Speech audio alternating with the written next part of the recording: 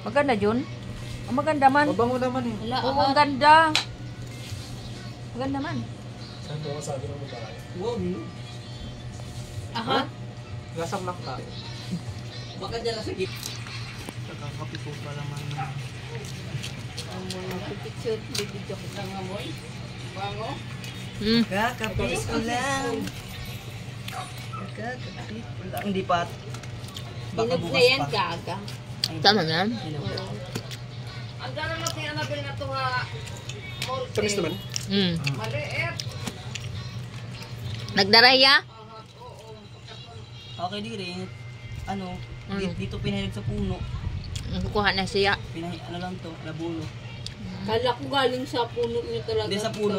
Sa puno, ano yan, matamis yan. Hindi siya matubig yun. mga puno dito. Hindi siya matubig. Sa puno Aray. talaga matamis. This is my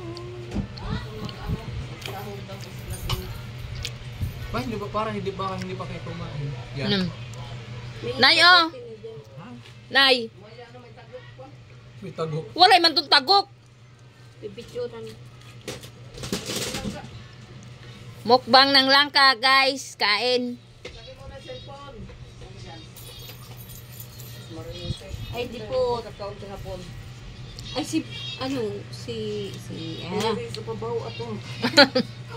Nakabaho na to.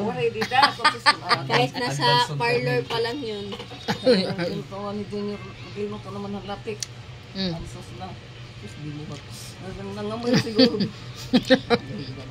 Mm.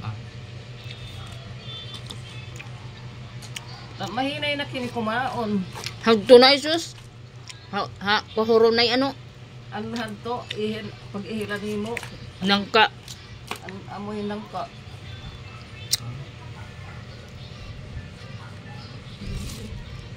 Gibo. Bo! Hindi niya kilala yan. Hindi mo. Eme. Ikaw, ihidulper.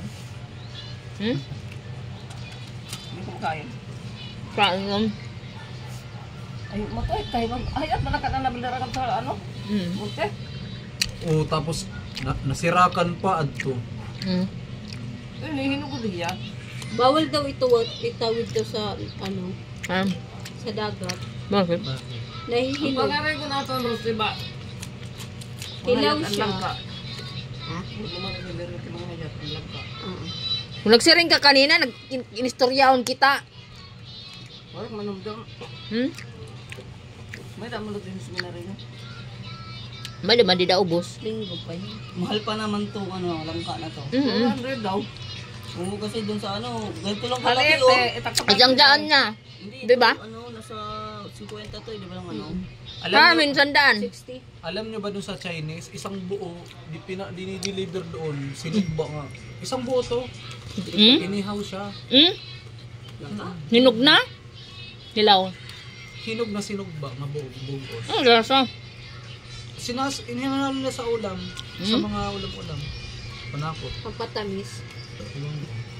Yan, se! Hindi, matunawan.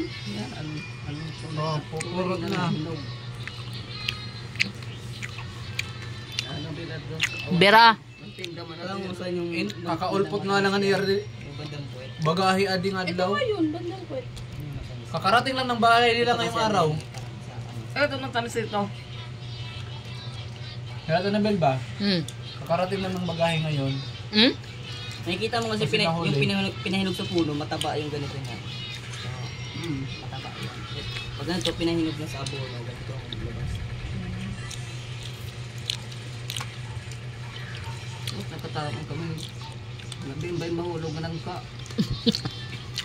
Dito kung may sugod na yung mga probinsya na. Kaysa ka magpunta doon, lagi pa ang dami lang ka. Pag-agi na yan, Dito sila upan.